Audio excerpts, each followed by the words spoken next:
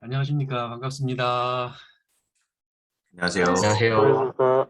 예, 제 말씀이 잘 들리는 모양이군요. 잘 들립니다. 어,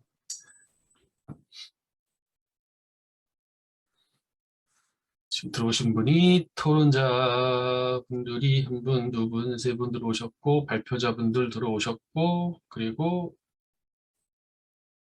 패널 한 분 들어오셨고, 예, 다 들어오셨네요. 그럼 이제부터 저희 본격적으로 시작을 하도록 하죠. 그래도 되겠죠? 예, 네, 예, 안녕하십니까. 지금 2022년도 한국지역개발학회 동계학술대회 참석해 주신 모든 분들께 감사드립니다. 저는 오늘 이 학술대회 토론회 좌장을 맡은 중앙대학교 도시계획부동산학과의 서원석이라고 합니다. 반갑습니다. 소개는 잠시 후에 하겠고요. 학술대회는 처음 지금 두 분이 오늘 발표를 해 주실 건데 처음이실 수도 있고 아닐 수도 있는데 오늘 요 학술대회, 동계학술대회 자리는 미래연구자 분들의 연구력 향상을 위한 아주 좋은 자리라고 할 수가 있습니다. 사실 그 두 분 주체가 돼서 논문을 쓰는 걸로 그렇게 아마 알고 있는데 그 개인적인 입장에서 논문을 쓰다 보면 결국은 나의 입장이 주로 반영이 되죠. 그러니까 외부에서 제기하는 오류 또는 외부의 새로운 시각에 대해서 대응하는 것들이 조금 어려울 수가 있습니다. 오늘처럼 사실 오늘은 발표자 두 분이고 토론자가 세 분입니다. 패널도 참석을 하셨고요. 이렇게 아주 좋은 기회에 그 여러 시각들을 받아들일 수가 있을 가능성이 굉장히 높기 때문에 논문의 질적 향상을 위해서는 굉장히 좋은 자리라고 생각이 듭니다. 오늘 토론자분들 좋은 말씀을 해주실 텐데 이런 것들 잘 참고하셔서 이 더 좋은 논문을 쓰시는 데 있어서의 자양분이 되기를 바라도록 하겠습니다. 그럼 먼저 시작하기 앞서서 참석자분들을 좀 간단하게 소개를 해드리도록 하겠습니다. 먼저 발표자분들이 핵심이기 때문에 발표자분들을 이 동계 프로그램 북에 나온 그 순서에 의해서 소개를 해드리도록 하겠습니다. 지금 보니까 우리 구한민 선생님이 참석해 주셨네요. 네, 안녕하세요. 연세대학교 구만민입니다. 예, 반갑습니다. 그리고 두 번째는 보니까 김혜영 선생님 참석을 해주신 것 같습니다. 반갑습니다. 네, 안녕하세요. 서울대학교 김예영입니다. 예, 반갑습니다. 그 다음에는 오늘 토론자를 소개를 해드리겠습니다. 먼저 대구대학교 권성문 교수님 반갑습니다. 네, 안녕하십니까. 대구대학교의 권성문입니다. 네, 반갑습니다. 그리고 두 번째는 경기주택도시공사의 박기덕 박사님 안녕하세요. 네, 안녕하세요. 네, 반갑습니다. 그리고 마지막으로 부경대학교 홍창유 교수님 반갑습니다. 반갑습니다. 안녕하세요. 예, 안녕하세요. 그리고 오늘은 특별히 파주시에서 우리 패널로 참석해 주신 분이 계십니다. 강형구 환경보존과 대기관리팀장님 참석해 주셨습니다. 반갑습니다. 네, 안녕하세요. 경영구입니다. 반갑습니다. 예, 안녕하십니까. 뭐 개인적인 소개를 하기에는 저희가 시간이 많지 않기 때문에 뭐 여러분들 혹시나 이따가 토론이나 아니면 다른 말씀 해주실 때 간단하게 필요하신 부분이 있으면 자기소개 해주시면 감사하겠고요. 그렇지 않아도 아마 대부분 다 어떤 분들인지는 알고 계시리라고 생각을 해서 그냥 인사만 했습니다. 저희가 발표할 논문이 많지가 않아서 시간은 조금 충분한 것 같습니다. 원래 예정된 시간이 3시 40분부터 5시까지인데 그 전에 끝날 수가 있을 것 같은데 그래서 토론하는 데 있어서 시간 제약을 굳이 두지 않아도 괜찮을 것 같습니다. 그렇다고 해서 너무 길어지게 되면 좀 문제가 있긴 하겠지만 저희가 예전대로 그렇게 진행을 하면 충분하니까 그 토론자분들 그리고 발표자분들도 편하게 하실 말씀 있으시면 하시면 되겠습니다. 그래서 순서를 보니까 아마도 전부 그 발표를 끝나고 토론하기보다는 발표 하나 끝나고 그 다음에 이제 토론을 하고 또 발표하고 토론하고 그렇게 진행하는 것들이 아마도 좀 효율성 측면에서 괜찮을 것 같아서 오늘은 그런 식으로 진행을 하도록 하겠습니다. 자, 그러면 준비되셨으면 우리 이 순서에 나온 대로 구한민 외 한 분, 두 분, 세 분, 네 분, 5분이 쓰셨네요. 코로나19 팬데믹에 따른 서울시 생활 인구의 공간적 분포 변화와 도시계획적 시사점에 대해서 대표로 구한민 선생님이 발표를 해 주시도록 하겠습니다. 자, 그럼 우리 시작하도록 하겠습니다. 교수님, 따로 시간 제한은 그러면 뭐 개략적으로 한 20분 정도 내로 하면 될까요? 네. 예, 그렇습니다.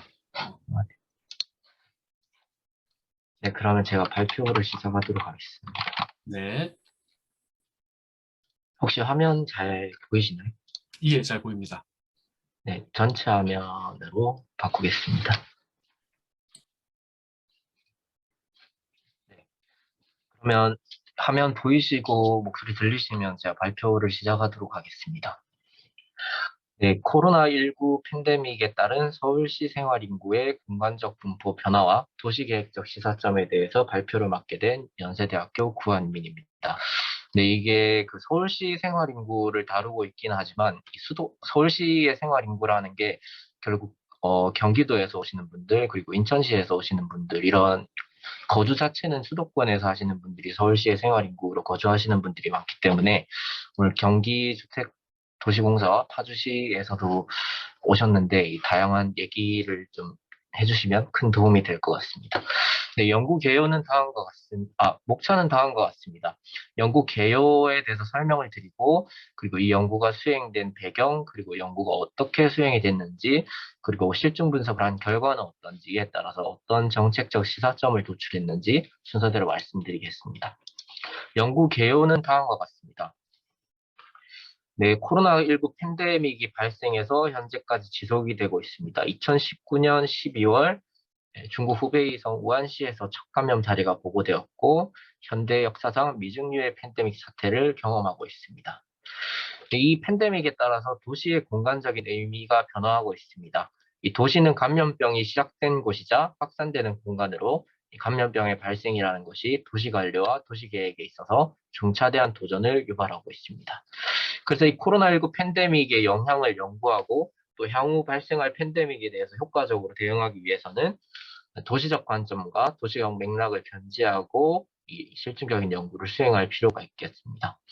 코로나19 팬데믹은 특히 서울시라는 도시 공간에서 이 기능적, 구조적 취약성을 드러내고 있기 때문에 향후 회복력이 높은 도시를 만들기 위해서는 어떤 것이 필요한가에 대해서 다양한 고민고리를 던지고 있습니다.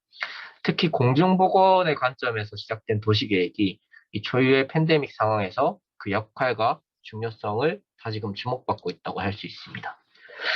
네, 본 연구 목적은 이 바야흐로 위드 코로나의 시작점이자 포스트 코로나 시대를 앞둔 현 시점에서 이 도시적 맥락을 견지하면서 서울시 도시계획이 나아가야 할 길을 살펴보고자 합니다. 구체적으로 서울 생활 인구라는 지리위치 기반의 모바일 빅데이터를 활용해서 증거 기반의 정책 방안을 제안하고자 합니다. 본 연구의 세부적인 목적은 크게 세 가지입니다. 서울 생활 인구 빅데이터를 활용해서 코로나19 팬데믹이 가져온 변화를 탐색하고 서울 생활 인구의 공간적 분포 변화가 주로 어떠한 곳에서 발생하였는가를 추론합니다. 그리고 마지막으로는 서울시 내 현장 곳곳을 찾아 변화상을 살펴보고 실제로 어떠한 변화가 일어났는지에 대해서 서울시 생활 인구의 목소리를 청취하고자 합니다. 이를 통해서 포스트 코로나 시대에 서울시 도시공간의 변화를 고려한 정책적 대응 과제 및 대응 방안을 도출하고자 합니다. 네, 본 연구는 양적 방법론과 직일적 방법론을 활용한 혼합 연구의 형태 그리고 정책 연구로 큰 흐름은 다음과 같이 구성이 되어 있습니다. 네, 연구의 배경을 도출하게 된 과정을 살짝 설명드리겠습니다. 역사적으로 감염병은 도시공간에 상존해 왔습니다. 이 팬데믹의 경험이 도시에서 굉장히 많은데 이 감염병 확산을 억제하기 위한 방역 대책은 불가피하게 사회적 혼란과 경제적 손실을 초래합니다. 이 팬데믹 상황에서는 복합적인 위기 관리가 필요하다는 측면에서 이 적절한 도시 계획은 탄력적인 도시를 구성하는 데 매우 중요한 요소라고 할 수 있습니다. 이 도시 계획이라는 개념 자체도 근대 들어서 도시의 감염병에 효과적으로 대응하기에 공중보건 관점에서 본격 등장하였기 때문에 이러한 연계성이 있다고 할 수 있는데 이 그간 이러한 공통의 목표로 등장한 공중보건과 도시계획이 계속 분리되는 경향을 보여왔었는데 이 포스트 코로나 시대에는 다시금 이들을 통합적으로 이해하는 것이 중요한 의제로 대두될 것이라고 기대할 수 있습니다. 바이러스는 주로 도시에서 생활하는 사람 사이에 전파되기 때문에 그 바이러스 자체에 대한 연구하는 것만큼이나 이 도시적인 펀더멘탈에 주목할 필요가 있습니다. 그간 해외에 비해서 국내에서는 이에 관한 실증적인 연구가 부족하였고 이 본 연구는 이러한 리서치 갭을 메우는 데 기여하고자 합니다.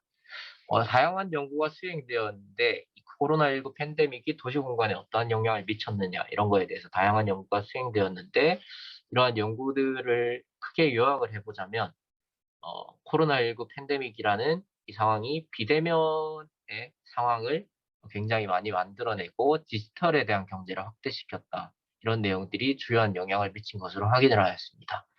그런데 정작 도시민의 도시공간 활용 행태가 어떻게 변화했는가를 직접 분석한 연구는 없어서 본 연구는 이에 대해서 살펴보고자 합니다. 이러한 점에 중점을 두고 연구를 수행하는 것은 이 포스트 코로나 시대에 정립될 뉴노멀은 어떠한 모습일 것인가, 그리고 이에 대응하기 위해서 서울시 도시계획은 어떠한 방향으로 나아가는가에 대해서 다양한 시사점을 제시할 수 있을 것입니다.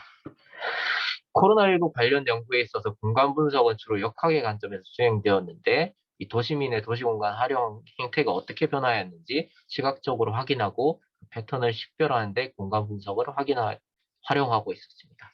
이 본 연구에서는 이러한 동적인 코로나19의 동적인 특성을 연구하는 데 조금 도움이 될 수 있는 생활인구 데이터를 활용하고자 합니다. 네, 연구 방법을 간단히 설명드리도록 하겠습니다. 네, 서울시에는 정부의 방역 대책이 집중되어 있을 뿐만 아니라 시 당국의 자체적인 방역 대책이 적용되고 있어서 이 도시민의 사회적 거리두기 참여로 인한 생활인구의 공간적 분포 변화를 효과적으로 확인할 수 있다는 점, 그리고 이 생활인구 데이터가 지금 국내에서는 서울시에만 구축되어 있다는 자료의 구득 가능성 측면에서도 이 서울시로 공간적 범위를 제한할 수밖에 없었습니다. 이 서울시는 현재까지도 지금 크고 작은 집단 감염이 지속적으로 이어지고 있고 이 전국적인 감염병 확산의 중심지로 보고되고 있습니다. 시간적 범위 같은 경우에는 국내 첫 확진자가 발생한 때부터 만 1년간의 온전한 데이터가 있는 만 1년간의 범위를 시간적 범위로 한정하였고 이 중앙질병본부에서 구분한 코로나19 팬데믹 시기에 따라 이 시기를 5가지로 크게 세분화하였습니다. 분석 방법은 아까 설명드린 대로 크게 양적 연구와 질적 연구를 복합적으로 활용하는데 양적 연구에서는 공간 자료 분석과 통계 분석을 활용하고 현장 연구에서는 현장 조사, 인터뷰 등을 실시하고자 합니다. 분석 자료는 서울시 행정동 424개 분석 대상으로 해서 여기에서 이제 시점별 그리고 공간별 생활인구가 어떻게 도시 공간 내에서 분포하고 있는지를 확인하고자 이 서울 생활인구라는 자료를 활용하였습니다. 이 생활인구가 변화한 것을 확인하기 위해서는 이 변화를 비교하기 위한 기준점이 있어야 되는데 여기 식에서 보실 수도 있듯이 전년 동기를 시기별로 하나하나 매칭해서 각 행정동의 생활인구 변화율을 산출하였습니다. 그리고 이러한 변화는 주중과 주말, 그리고 주말과 야간 간에 다른 양상을 나타낼 수 있기 때문에 이 부분들은 나누어서 확인하고자 했습니다. 본 연구에서는 공간 분석, 공간 자료 분석을 실시를 했고 기술적인 공간 분석에서 변화가 어떻게 나타나는지 시각적으로 우선 살펴보고 그리고 공간적인 패턴을 식별하고자 하였습니다. 그리고 다양한 통계 분석은 생활 인구의 감소가 군집하는 지역에 조금 집중해서 살펴보겠습니다. 구체적인 내용은 뒤에 결과를 리포팅 해드리면서 상세히 설명해 드리도록 하겠습니다. 내용이 조금 많은 관계로 넘어가도록 하겠습니다. 네, 여기에서 활용하는 변수는 또 행정동의 지역 특성이 있는데 서울 중심성, 접근성, 상업적 특성, 산업적 특성, 도시계획적 특성과 같이 이 생활인구의 변화, 공간적인 분포에 영향을 미칠 수 있는 변수들을 선행 연구를 통해서 확인하여 활용하였습니다. 현장 연구는 현장 조사와 인터뷰의 형태로 이루어졌고 실제 4차 유행이 한창이던 9월에 이 2차례에 걸쳐 현장을 방문하여 확인하였습니다. 분석 결과를 설명드리겠습니다. 첫 번째 연구 질문은 코로나19 팬데믹이 전개 양상에 따라 서울 생활 인구의 공간적 분포는 어떻게 변화하였을까에 대한 것인데 일단 제1기 코로나19 팬데믹이 발원한 시기에는 이 정책적으로 사회적 거리두기를 시행하지 않아서 서울 생활인구 분포의 변화에 뚜렷한 경향성이 발견되지는 않지만 개별적인 산발적인 감염 사례가 확인되면서 이 주말의 경우에는 한양도성의 행정동을 중심으로 생활인구가 다소 감소하는 특징이 나타나는 것을 확인하실 수 있습니다. 그래서 여기 지도에 나타나는 게 지금 이 시기에 전년 동기 대비 행정동별로 생활인구가 어떻게 변화하였는가에 대한 것인데, 이 파란색이 짙을수록 전년 동기 대비 코로나19 팬데믹으로 생활인구가 많이 감소하였다. 빨간색은 오히려 증가하였다. 보시면 될 것 같습니다. 제2기는 신천지 관련 대규모 사례를 시작으로 1차 유행이 번진 시기입니다. 이때는 전례 없는 팬데믹으로 감염병에 대한 도시민의 우려가 극대화되었고, 사회적 거리두기 실시와 함께 마스크 대란까지 발생하면서 주중, 주말, 주간, 야간 관계없이 특히 3도심의 행정동을 중심으로 생활인구가 대폭 감소하는 한편, 이렇게 산발적으로 산재되어 있는 주거기능 위주의 행정동에서는 생활인구가 대체로 증가하는 양상을 확인하실 수 있습니다. 1기와 이렇게 비교해 보시면 확연하게 생활인구의 변화와 패턴이 좀 뚜렷하게 나타나시는 것을 확인할 수 있습니다. 3기에는 다소 소강 상태였는데, 이 시기에는 정부의 방역 대책 역시 완화된 사회적 거리두기로 전환이 되면서 상충객의 나들이와 맞물려서 생활인구 감소의 폭이 전반적으로 2기의 1차 유행 때와 비교하여 작아진 것을 확인할 수 있습니다. 이렇게 보시면 2기와 비교하여 생활인구의 변화가 크게 나타나지 않는 것을 확인을 할 수 있습니다. 제4기에는 2차 유행 시기인데 광복절 집회, 수도권 종교 다중이용 시설을 매개로 한 집단 감염이 다수 발생한 시기입니다. 이 시기부터 굉장히 확연하게 생활인구의 변화가 두드러지게 나타나는데, 3도심의 행정동 중심으로 생활인구가 대폭 감소하는 양상은 2기의 1차 유행에서와 비슷하지만 주거기능 위주 행정동의 생활인구는 두드러지지 않아서 이전 시기와 비교했을 때는 서울 시민은 근거리 이동을 조금 늘린 것으로 확인할 수 있었습니다. 제5기는 대규모 3차 유행이 이루어진 시기인데 사회적 거리두기가 일상화되었고 시외로부터의 생활인구 유입이 크게 줄어들어, 그래서 주로 경기도, 인천으로부터의 서울시의 생활 근거지를 두고 있는 주거는 경기도, 인천에서 수행을 하고 계시지만 생활이나 업무 같은 것들은 서울에 들어오셔서 주간에 활동을 하시는 이 시외로부터의 생활인구 유입이 크게 줄어들어서 서울 시내 대부분의 행정동에서는 생활인구가 대폭 감소한 데 반해서 이 주거기능 위주의 행정동은 생활인구는 증가는 거의 나타나지 않은 것을 확인할 수 있습니다. 분석 결과를 종합하면 코로나19 팬데믹 이후 서울 생활인구는 전년 동기 대비 전반적으로 감소한 것으로 나타났습니다. 이 중에서도 특히 CBD의 행정동에서는 생활인구 감소폭이 가장 크게 나타난 것을 확인할 수 있었습니다. 그리고 코로나19 팬데믹 이후 서울 생활인구는 전년 동기와 대비하여 전체적으로 감소한 것으로 나타났고, 이러한 기술 통계량을 얻을 수 있었는데 서울 생활인구 자체가 대폭 감소한 것으로 나타나서 이 시외의 수도권, 그러니까 경기도 인천으로부터의 생활인구 유입 자체가 크게 들었다는 것을 확인할 수 있었습니다. 그리고 주중보다는 주말의 생활인구 감소가 더 크게 나타났는데, 이 주말에는 주중보다 필수적인 활동을 줄임으로써 자발적인 사회적 거리두기에 참여할 수 있기 때문으로 파악할 수 있습니다. 그리고 주간 생활인구 같은 경우에는 제2기에는 팬데믹의 상황을 겪어보지 않은 사람들이 공포감이 커서 방역에 대한 수용도도 높아서 외출을 자제하는 분들이 많았는데, 이 시간이 지남에 따라서 이 주거 지역에서 전년 동기 대비해서 집에 머무르는 분들은 점점 적어진다는 것을 확인할 수 있었습니다. 그리고 서울 생활인구의 변화는 코로나19 팬데믹의 전개 양상과 반드시 동조화하지는 않았습니다. 이 수도권 도시민은 특히 제2기 이후로는 점진적으로 지속적으로 일상활동을 재개하였는데, 이건 사회적 거리두기가 지속적으로 이어지면서 정책 개입에 대한 피로감에 따라서 이러한 일상활동 재개가 일어난 것으로 선행 연구들은 파악을 하고 있었습니다. 그렇다면 생활인구의 공간적인 분포 변화는 어떠한 공간적 패턴으로 발생하였을까를 살펴보았습니다. 그래서 이 생활인구의 공간적인 변화가 그냥 무작위하게 랜덤하게 일어난 것인지, 아니면 어떤 특정한 패턴을 가지고 의존적으로 발생한 것인지를 이 통계적인 방법을 활용해서 분석하였습니다.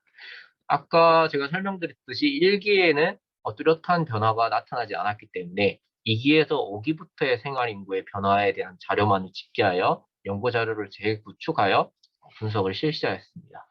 그 결과 이렇게 클러스터 맵이 나타났는데 이 파란색 같은 경우에는 생활인구의 감소가 분집되어서 나타나는 곳, 그리고 빨간색 같은 경우에는 생활인구의 증가가 분집되어 나타나는 곳으로 확인을 해주시면 되겠습니다. 그래서 이러한 결과를 설명해 드리면 코로나19 팬데믹으로 인한 생활인구 감소는 주중, 주말, 주간, 야간 관계없이 서울시 3도심의 행정동을 중심으로 CBD, GBD, YBD를 중심으로 군집되어서 발생하는 것으로 나타났습니다. 그리고 이 생활인구가 증가한 곳들은 아까 산발적으로 나타난 것을 확인할 수 있었는데 이러한 클러스터 맵에서도 확인할 수 있듯이 생활인구가 증가하는 곳들은 군집화하기보다 산발적으로 주거 지역에서 나타난다는 것을 확인할 수 있었습니다. 그리고 용산구 후암동, 용산 이가동, 이태원 이동, 마포구 연남동 같은 곳들은 공간적인 이상치인 HL 유형의 행정동. 그래서 이걸 간략하게 설명드리면 본인의 행정동에서는 생활인구가 증가하였는데 주변에서는 다 감소한 지역이 둘러싸고 있는 행정도로 나타났는데 이곳들은 서울의 대표적인 공원 녹지인 남산공원과 연트럴파크가 위치한 지역입니다. 그런데 이러한 추론은 조금 자의적일 수 있기 때문에 현장적인 연구를 통한 심층적인 조사가 필요하였습니다. 네, 그 다음으로 통계 분석을 실시하였는데 LL 유형의 행정도. 그래서 아까 전에 보았을 때 이렇게 생활인구의 감소가 군집하는 지역에는 어떤 특성이 있을까를 추론적으로 분석하기 위해서 아까 전에 설정했던 변수를 활용해서 조금 구체적으로 살펴보았습니다. 그래서 서울 생활인구의 감소가 군집하는 행정동과 그렇지 않은 행정동 간에는 어떠한 지역 특성의 차이가 있을까 이것을 확인하고자 했습니다. 이것을 확인하여 전반적으로 종합을 해본 결과 서울의 중심거리, 서울 중심부로부터의 거리는 주로 가까운 곳들인 것으로 나타났고 이 행정동에는 역세권 수, 대학가 수 많았고 식당 카페 밀도, 숙박시설 밀도, 문화시설 밀도, 사업체 밀도, 종사자 밀도가 높았고 그리고 상업지역비도 높은 것으로 분석되었습니다. 이러한 수치들 같은 경우에는 다 지역의 면적으로 표준화해서 수치를 산출한 것이기 때문에 행정동 간 비교가 용이하다고 할 수 있습니다. 네, 그래서 이러한 행정동이 분류되는데, 그러니까 이러한 특성들이 이 영향을 미치는데, 이러한 영향을 미치는 특성들이 어떠한 특성들이 더 중요성을 갖는가에 대해서 조금 살펴보았습니다. 그 결과 서울 중심거리가 가장 큰 영향을 미치는 것으로 나타났고, 문화시설 밀도, 사업체 밀도, 종사자 밀도 역시 그 뒤를 이어 중요한 변수로 나타났습니다. 이런 결과에 대해서 조금 정책적인 시사점을 주는 부분에 대해서는 결론에서 설명드리도록 하겠습니다. 그리고 통계 GIS 분석을 토대로 실제 현장 연구를 수행했습니다. 가장 대표적으로 인구 감소가 나타났고 그리고 또 이상치로 나타났던 곳들을 이렇게 직접 걸어 다니면서 확인을 한번 해봤었는데요. 가회동에는 북촌 한옥마을 지역이 있는 곳인데 유동인구가 전혀 없다고 할 수 있을 정도로 한산했고 대부분의 가게가 휴업이나 폐업 상태였습니다. 그 종로, 종강역 주변이 있는 곳에는 관광, 쇼핑, 식사를 목적으로 한 유동인구는 거의 없었지만 탑골 공원과 같이 기존 노인들이 밀집하던 지역에는 여전히 많은 노인들이 운집하고 계셨습니다. 그리고 명동과 해안동에는 가판대가 모두 사라졌고 화장품 로드샵이 대부분 폐업을 하였습니다. 그리고 명동역 을지로 입구역에는 출근하는 회사원들이 있기 때문에 거기에는 이제 주로 가깝게 있는 그런 곳에는 가게들이 일부 생존하고 있던 것을 확인할 수 있었습니다. 그리고 아까 전에 말씀드렸듯이 인구가 오히려 팬데믹 이전보다 증가하거나 유지가 된 곳들 같은 경우에는 여기 특징적으로 후암동, 용산 이가동이라고 할 수 있는데 여기는 실제로 저희가 찾았을 때도 식사 시간대가 아님에도 내 외국인 관광객이 덜어 있었고 식당, 카페 곳곳이 사람들로 가득 차 있었습니다. 그리고 이태원 이동 같은 경우에는 여기는 이제 경리단길이라고 부르는 곳과 해방촌이라고 부르는 소위 핫플레이스가 있는 곳들인데 다수의 식당, 카페가 저희가 앞서 살펴본 것과는 다르게 정상 운영 중이었고 폐업이나 휴업을 한 가게들은 따로 없었습니다. 그리고 외국인들이 335 모여 있는 모습을 확인할 수 있었습니다. 네, 이제 결론을 설명드리도록 하겠습니다. 결론 앞서 말씀드린 부분은 조금 건너뛰고 새롭게 정리된 부분을 위주로 말씀드리도록 하겠습니다. 이 부분은 아까 말씀드린 부분이라 넘어가고, 질적 연구 같은 경우에는 이 대체로 양적 연구를 한 결과와 유사한 양상이 나타나고 있지만 다음과 같은 사항을 추가적으로 확인할 수 있었습니다. 이 CBD에서의 내국인 생활인구 감소는 외국인, 특히 관광 쇼핑 목적의 단기 체류 외국인 감소와도 큰 상관관계가 있음을 확인할 수 있었습니다. 이 때문에 종로와 명동, 해안동 이렇게 붙어 있는 곳들 간에도 생활인구 감소가 상권에 미치는 영향은 크게 차이가 있는 것으로 나타났습니다. 그래서 이 종로 상권, 명동, 해안동 상권에서 이 상인들이 느끼는 체감하는 그런 상권에 대한 타격도 조금 다르게 받아지는 것들이 있음을 확인할 수 있었습니다. 그리고 특징적인 것 중에 하나는 또 관광지 주거지가 혼재하고 있는 북촌 한옥마을이 위치하는 가해동에서는 이 상인들은 매출 감소에 따른 고통을 호소한 데 비해서 기존 거주민들은 오히려 안락함을 느끼고 있었습니다. 그래서 이 동일한 도시공간 내에서도 코로나19 팬데믹이 미치는 영향은 좀 상반될 수 있구나, 이런 점을 확인할 수 있었습니다. 네, 마지막으로 생활인구가 전년 동기 수준을 유지하거나 오히려 증가한 지역에서는 이 로컬 감성이 뚜렷한 핫플레이스가 조성되었고, 이 각각 정체성이 뚜렷한 다양한 샵들이 위치하여 있는 것을 확인할 수 있었습니다. 그래서 이러한 연구를 통해서 서울시 그리고 사실 수도권이 강력도시 계획에서 반영되어야 하는 그런 정책 과제들을 도출을 해봤는데, 이 비대면화로 인한 생활인구의 공간적 변화는 지속될 것 같습니다. 그리고 팬데믹에 따른 영향은 이 서울시만을 지금 대상으로 했지만 경기도, 인천으로 이제 공간적 범위를 넓히는 경우에는 시공간적인 차이가 더 크게 나타날 수 있을 것을 예상할 수 있습니다. 그리고 생각보다 우리 도시가 감염병 재난 상황에 대한 취약성을 드러냈다는 점을 확인할 수 있었고, 그리고 이제 제1관광지로서 서울시도 조금 성찰이 부족하지 않았나, 이런 것들이 정책 과제가 될 수 있겠습니다. 그래서 이런 정책 과제에 대해서 도시계획적 대응 방안과 실행 전략은 다음과 같은 것들이 있겠습니다. 이 온라인 공간까지 도시계획 범위를 확장하고 이 수도권의 광역적인 도시공간 구조를 조금 재편할 필요가 있겠습니다.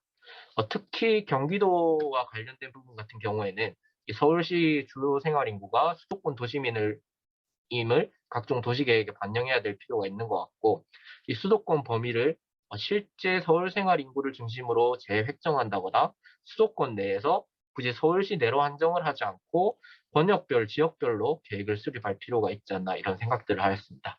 그리고 팬데믹 상황에 대한 도시 회복력을 향상할 필요가 있고, 관광지에 대한 재평가를 통한 지속 가능한 관광계획 수립이 필요할 것이라는 생각이 들었습니다.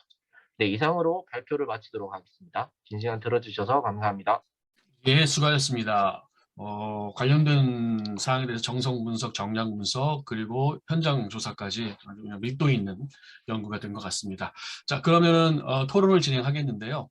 일단 저희 그 북에 나온 순서대로 권성문 교수님부터 박기덕 박사님, 홍창룡 교수님 순서대로 저희가 진행을 하도록 하겠습니다. 자, 그러면 먼저 권성문 교수님 시작해 주십시오. 네, 안녕하세요. 대구대학교 권성문입니다. 잘 들리시죠? 네, 네. 잘 들립니다. 네. 발표 너무 잘 들었습니다. 그리고 이거 분석하고 이거 하시느라고 고생 되게 많이 하셨을 것 같아요. 그리고 저도 많이 배웠고 지금 보면서, 근데 제가 우선 이 논문을 이제 지금은 발표 자료를 받았는데, 논문을 처음 받았을 때 가장 궁금했던 거, 아니면 궁금했다고 해야 되나? 잠깐 가장 뭐라고 해야 되지? 혼동스럽다고 해야 되나? 그 용어에 대한 게 지금 그랬거든요. 이 생활인구라고 했는데, 이 생활인구라는 것 자체가 유동인구와 어떤 차이점이 있는지, 그러한 이제 정의를 조금 내려줘야지 이걸 좀 이해하기 쉽지 않나 하는 생각이 들어가지고, 제가 이 생활인구라는 거를 여기 논문에서 많이 찾아봤는데 아직 언급한 게 거기 생활인구에 대한 정의가 없어가지고, 좀 일반 이제 독자들이 이 논문이 나왔을 때, 읽었을 때 좀 이해하기가 어렵지 않나 하는 생각이 좀 들었거든요. 그래서 그러한 용어에 대한 거를 좀 정의를 좀 잘 내려주시는 게 좋을 것 같고, 그리고 이거는 우선 같이 공부하는 이제 선생님들이랑 이제 썼으니까 제가 약간 비판적으로 말하는 거에 대해서 조금 이해를 네. 해주시길 부탁드리겠습니다. 그리고 또 하나는 이제 이 면접, 이제 중요한 거는 어떻게 보면은 양적 연구를 이제 보완하기 위해서 이제 질적 연구를 이제 하셨는데, 면접 시 이제 보통 양적 연구에서 LL 지역에 나온 지역하고 그리고 HL 지역을 이렇게 보여주셨는데, 제가 궁금했던 거는 지도를 이렇게 봤을 때 계속 빨간 데는 있는 지점이 있었어요. 계속 그런 지점에 가서 또 한번 이제 면접을 해보는 거나 아니면 현장 조사를 해봐가지고 어떤 차이가 있었는지, 왜 이 지역에는 거기는 계속 그렇게 나와 있는지에 대한 것들로 좀 이제 조사를 했으면 어땠을까 하는 생각도 들고, 그리고 아무리 이제 이 질적 연구를 하더라도 질적 연구에 대한 데이터가 몇 명을 대해서 어떻게 했는지 그런 것도 좀 알려주셨으면 하는 바람이 있었습니다. 그리고 또 이제 마지막 하나는 이거는 좀 테크니컬하고 하는 건데, 제 논문을 보다가 이제 리사 모델을 했는데 공간 가중행렬을 만들 때 락을 썼어요. 그쵸? 네. 근데 락을 썼는데 보통은 퀸을 쓰는데 왜 락을 썼는지가 제가 엄청 좀 궁금했거든요. 이 폴리곤에서 거기에 대한 것들에 대해서 조금 궁금했습니다. 어쨌든 엄청나게 고생 많이 하셨고 저도 많이 배웠습니다. 수고하셨습니다. 네, 감사합니다. 예, 수고했습니다. 그 토론을 다 끝난 다음에 잠깐 말씀드릴 수 있는 발표자님께 시간을 드릴 테니까 일단은 그 토론을 계속 진행하도록 하겠습니다. 다음은 박덕 박사님. 네, 잘 들리시죠? 네, 들립니다. 네, 먼저 제 연구가 이제 코로나19 팬데믹 이후에 어떤 도시 공간의 변화를 보고 이 변화가 왜 발생했는지 이런 걸 본 이제 보고서에서 이제 발전을 하는 단계인데, 어떤 연구의 차별성이 기존에 우리가 알고 있던 것들, 그런 것들을 어떤 증거 기반으로 해서 이제 새로 이제 보여주는 그런 탐험적인 연구에 있어서 굉장히 의의가 있다고 생각을 합니다. 그리고 어떤 그 1년간 누적된 뭐 생활 인구 그런 빅데이터를 통해서 생활 인구 증가, 뭐 또 감소가 어떤 군집화를 보이는 곳을 어떤 특성에 따라서 이제 구분 지어지는지 그런 것들도 살펴본 것도 의의가 있다고 할 수 있겠고요. 또 뭐 연구 결과를 이제 말씀해 주신 것도 저희가 익히 뭐 알고 있던 부분이지만 그게 이제 시각적으로 또는 증거 기반으로 해서 말씀하신 대로 이렇게 보여준 것에서 가장 큰 의미가 있었다고 생각을 합니다. 또 그 결과에 따라서 어떤 정책적 시사점으로 공간 변화 지속에 따라서 뭐 온라인 공간 연계, 뭐 공간 정책 구상이 필요하고, 또 뭐 코로나 팬데믹의 영향이 또 시공간적으로 차이가 보이기 때문에 어떤 공간 구조의 재편이 필요하다. 또 뭐 재난 상황의 취약성 극복, 뭐 도시 회복력 확보를 위해서 무슨 오픈 스페이스가 중요하다는 거, 그리고 뭐 또 뭐 오버 투어리즘, 뭐 기초조사 뭐 이런 것들을 통해서 또 지속적으로 뭐 관광객 수익이 필요하다, 이런 것들을 이제 제안을 해주셨어요. 그래서 다 의미가 있고 다 필요하다고 생각을 합니다. 뭐 제가 이제 간단하게 요약 형태로 이제 제가 이해한 것들을 말씀드렸고, 어떤 제안을 한다고 한다면은 굉장히 보고서로서 훌륭하게 잘 수행이 된 연구라고 생각을 합니다. 근데 전반적으로 좀 어떤 연구 형식에 맞춰서 조금 이제 다듬는 과정이 필요할 것 같다, 이런 생각이 좀 들었습니다. 그래서 어떤 덜어낼 내용들, 그리고 뭐 조금 이제 구체적으로 연구적으로 좀 집중해야 될 부분들, 이런 것들을 파악을 해서 그런 것들을 좀 조절을 하는 게 좀 필요할 것 같고요. 특히 또 어떤 언어 같은 거를 쓰는 것에 있어서 어떤 뭐 아까 예를 들면 뭐 로컬 감성이 뭐 뚜렷한 핫플레이스 뭐 이런 것들을 쓰셨는데, 뭐 그렇게 뭐 이야기할 수는 있겠는데 어떤 로컬 감성이라는 게 그게 뭐 어떤 것인지 실제로 연구자의 측면에서 이렇게 조금 단어나 그런 것들에 대해서 조금 연구적으로 생각해서 조금 이제 작성을 해주시면 좋을 것 같고요. 또 감소한 것, 뭐 흔히 뭐 아까 콜드 플레이스 뭐 얘기하는데 LL로 표시된 지역들, 이런 것들을 왜 LL 지역으로 LL 지역인 것과 나머지 지역으로 이렇게 묶었는지, 그러니까 흔히 뭐 콜드 플레이스와 핫 플레이스를 비교해서 본다거나 뭐 이런 거는 뭐 일반적으로 하는 부분인데 그 기준에 대해서 왜 그렇게 하였는지 좀 설명을 해주시면은 독자 입장에서 좀 이해가 많이 될 것 같습니다. 그리고 마지막으로 어떤 결과, 그러니까 그 연구를 하시고 이제 분석을 해서 결과를 뽑아내셨는데 그 결과와 어떤 정책적 시사점에서 조금 어떤 갭이 좀 있지 않나 이런 생각이 들었어요. 특히 뭐 어떤 아까 오버 투어리즘 뭐 이런 것도 이야기를 해주셨는데 지속적 관광객 수립이 필요하다 뭐 이런 부분에 대해서는 일반적으로 동의를 하지만 어떤 우리가 연구에서 가져온 결과에서 그 정책적 시사점이 갑자기 조금 튀어나온 느낌을 좀 받게 되거든요. 그래서 그 연결되는 부분이 조금 자연스럽게 될 수 있도록 보완이 되면 좀 좋을 것 같다. 이런 생각이 들었습니다. 재미있는 연구 잘 봤습니다. 감사합니다. 네, 수고하셨습니다. 자, 다음은 우리 홍창규 교수님. 네, 안녕하세요. 부영대학교의 홍창규입니다. 오늘 재미있는 연구를 통해서 저도 많이 배울 수 있었습니다. 그 자세한 보고서 미리 공유해 주셔가지고 저도 그 받은 시점부터 오늘 그 발표하시는 전까지 제가 모르는 파트도 많이 공부하고 그리고 아는 파트는 조금 더 찾아서 그렇게 좀 어떤 커멘트 그리고 어떤 토론의 의제를 좀 오늘 공유할까 고민을 해봤습니다.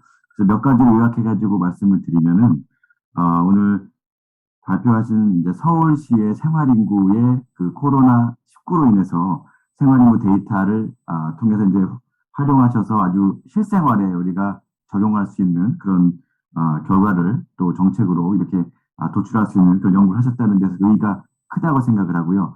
그 사실 이 주제는 제가 부산에서 연구를 하고 있지만 부산에서도 고민을 하고 있는 그런 의제이기 때문에 굉장히 우리 구한민 선생님께서 하신 그 연구 과제가 굉장히 전국적으로도 유용하게 이렇게 사용이 될 수 있다는 그런 말씀을 먼저 드리겠습니다.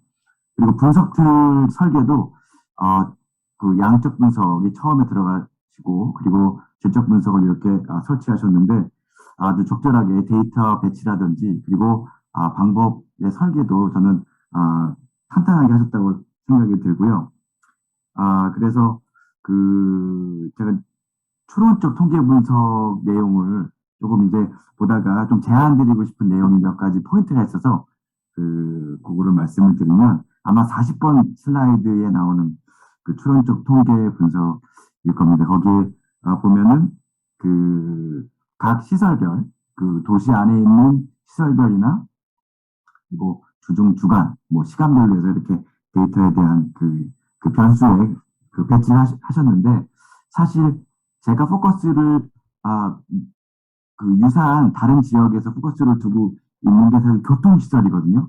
뭐 지하철역, 그리고 버스터미널, 아니면 공항, 아니면 뭐 KTX역, 이렇게 주요한 기차역을 중심으로 한 이동, 그게 시간별로도 다르고, 그런 것도 조금 나중에 이제 향후에 조금 더 자세하게 연구하실 때 이런 내용들도 고려를 하셔가지고 추가를 하시면 좋겠다는 말씀을 드리고요. 그리고 그 전에 토론자 분들께서 말씀하셨던 내용하고 저도 일치하는데 어떤 지역은 아마 33번 슬라이드가 나오는 걸 겁니다. 주말, 주중, 뭐 주간, 야간에도 항상 생활인구가 증가하는 그리고 그것들이 군집되는 그런 행정동이 위치했는데 거기에 대한 의미 그리고 거기에 대한 뭐 나가서 현장 조사라든지 그런 게 좀 추가됐으면 좋겠다는 생각을 했습니다. 그래서 향후에 계속 연구를 진행하실 때는 그런 점들이 들어가신다면 아주 좋지 않을까 하는 생각을 했고요. 그리고 그 과정에서 질적 분석에 조금 가중치를 조금 더 주시면 지금 양적 분석은 잘 돼 있으시니까요. 질적 분석의 분석 기법의 다양화라든지 그런 과정을 통해서 가중치를 조금 높여주시면 아주 좋은 논문이 될 수 있다는 생각을 했고요. 그리고 그 시기별로 아마 5개 시기로 이렇게 나눠졌을 겁니다. 그러니까 서울의 생활인구 변화의 그런 시기를 코로나의 그런 5개 그 양상의 시기로서 이렇게 나누셨는데 사실 이제 코로나 이전에도 그 주요 지역은 생활인구가 그 군집되거나 생활인구의 이동이 아마 비슷한 양상을 보였던 지역도 있고 다른 양상을 보였던 지역도 있을 겁니다. 그 점을 조금 포인트 주셔도 아마 좋지 않을까.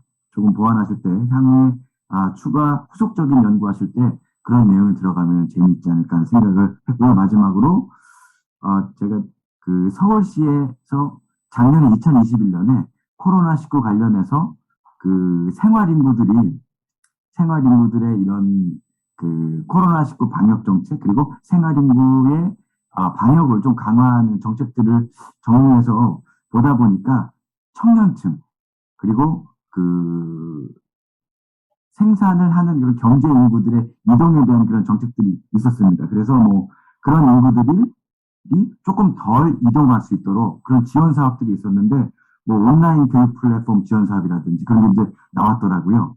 2021년 하반기에 서울시에서 그런 거를 발표했습니다. 청년 뭐 대중교통비 지원 사업 이런 것들이 나왔었는데 이게 시의회하고 좀 마찰 때문에 잘 되지 않았다고 하는 점도 있어서 정책 발굴하시고 정책 과제 만드실 때에 그런 내용들도 보완하셔서 시의회나 그 다음에 시정 그 집행부에서 마찰을 일으켰던 포인트를 조금 챙기셔가지고 만드신다면은 실제로 내년이나 뭐 이렇게 실제 적용될 수 있는 정책이 나오지 않을까 하는 말씀을 드리면서 마무리하겠습니다. 감사합니다. 예, 수고 많으셨습니다. 자, 마지막으로 혹시 그 파주시에서 오신 경영규 선생님, 말씀 잠깐 하실 기회 드려도 되겠습니까, 제가? 예, 저는 이제 대기 관리 업무하고 이제 예. 그 탄소 중립 관련된 업무를 좀 하고 있고요. 요 사안에 대해서는 요 주제는 뭐 제가 교육받는 입장에서 좀 참석을 했기 때문에 뭐 특별하게 제가 뭐 드릴 말씀 없을 것 같고요. 뭐 다음 주제 할 때 제가 좀 들어보고 말씀드릴 거 있으면 좀 건의 좀 드리겠습니다. 알겠습니다. 네네네, 감사합니다. 감사합니다. 그러면 시간이 조금 온 것 같아서 저도 한 말씀 드리면, 그 현재 우리나라에 있어서 그 생활인구 감소라는 게 사실 자연적인 현상은 아니고 이 정책적인 결과일 가능성이 굉장히 높거든요. 그 집합 금지에 따른 자연 감소가 인구 감소가 특히 생활인구죠. 공간적 변화의 핵심 요인이라고 한다면 생활인구의 공간적 변화를 도시계획적 관점에서 파악하는 게 어떻게 보면 그 의미가 조금 없을 가능성도 우리가 고민할 필요가 있지 않을까라는 생각이 들어요. 그래서 제가 생각했던, 저도 비슷한 지금 연구를 하고 있는데, 이 연구 같은 경우는 이런 측면도 좀 고민을 해보시면 괜찮을 것 같은 게, 이 팬데믹에 따른 상권 쇠퇴 추세하고, 그리고 소상공인 피해 근거로 이 공간 분석을 좀 활용할 수 있지 않을까라는 생각이 드는데, 현재 우리나라 같은 경우는 이 개인의 매출액 감소 같은 것들을 이 개인이 증명을 해야 되거든요. 그런데 지금 이 공간 분석을 보면은 특정한 지역이 상대적으로 굉장히 생활인구 변동이 심했다라고 얘기가 되는 거잖아요. 그러면 명백하게 생활인구가 감소한 지역에서 일을 하는 이 상공인들에게 매출액 증명하고 관계없이 지원을 해줄 수 있는 이런 어떤 도시계획적 근거를 삼는다라고 하면 소상공인 입장에서는 굉장히 좀 편리하게 지원을 받을 가능성도 있지 않을까라는 생각이 들어서 그런 측면에서 이런 연구들이 굉장히 좀 괜찮을 것 같다는 생각은 들었습니다. 물론 발표하신 전반적인 내용은 굉장히 충실했고 그리고 도시계획 관점에서도 의미가 상당히 있다라고 생각을 하지만 조금 다른 측면도 고민을 해보면 괜찮을 것 같다는 생각이 들었습니다. 자, 혹시 마지막으로 한 1분 정도 우리 부원장 선생님 말씀하시기 전에 추가로 말씀하실 사항이 있으시면 기회를 드리겠습니다. 자, 그럼 없는 걸로 알고 우리 구선생님 간단하게 말씀을 조금 네. 마무리 좀 해주시죠. 네, 너무 제가 이렇게 다양하게 시도를 했는데 놓치고 있던 디테일이나 그리고 이게 또 정책 연구이기도 하지만 학술적인 형태로 이제 발전이 되어야 되기 때문에 그런 발전에 될 수 있는 방향에 대해서 말씀해 주신 게 감사하고 특히 권성문 박사님께서 말씀해 주신 생활인구 자료 그리고 질적 데이터에 대한 설명 그리고 제가 왜 그 인접성을 고려하는 방식을 그렇게 설정했는지에 대해서는 지금 풀페이퍼에 조금 간략하게 설명되어 있는 부분이 있긴 한데 조금 더 구체화해서 설명을 추가하도록 하겠습니다.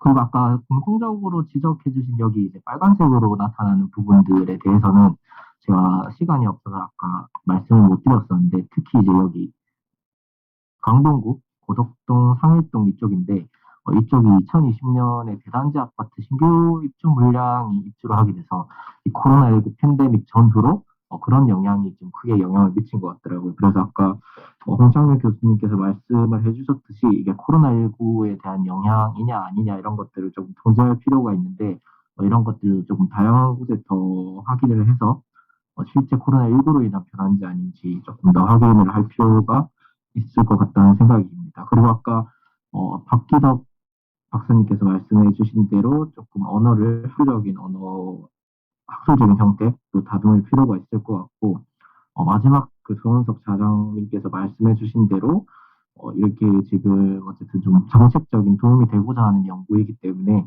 제가 클러스터링한 그 지역을 예를 들어서 소상공인을 지원하기 위한 그 지역적인 단위로 획정을 한다거나 그런 식으로 정책 연구에 조금 정책적 시사점에 활용될 수 있지 않을까 싶어서 본 연구를 또 마무리하고 제가 추가적으로 또 연구를 하게 되는 경우에는 방금 말씀해주신 박사님들, 교수님들의 내용을 반영을 해서 조금 더 디벨롭을 시켜볼 수 있도록 하겠습니다. 네, 감사합니다.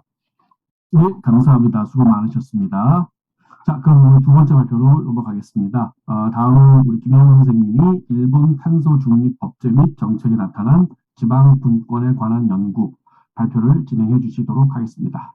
자, 발표 진행해 주시죠. 네.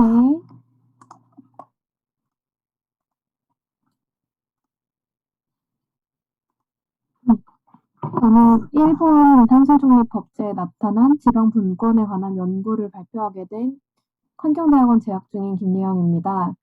우선 목차는 발표 순서는 서론과 탄소 중립의 현황과 기후변화 대응 법제를 두 가지로 나눠가지고 대표적으로 발표를 좀 분석을 해놓고 한국 기후변화 대응 법제 추진거랑은 어떤 게 차이가 있는지 이걸 좀 비교를 해보는 시간을 가졌고 일단 결론적으로 한번 요약을 하겠습니다. 기본적으로는 사례 연구에 가깝다고 생각을 하시면 될 것 같습니다. 일단 왜 이런 연구를 하게 되었나?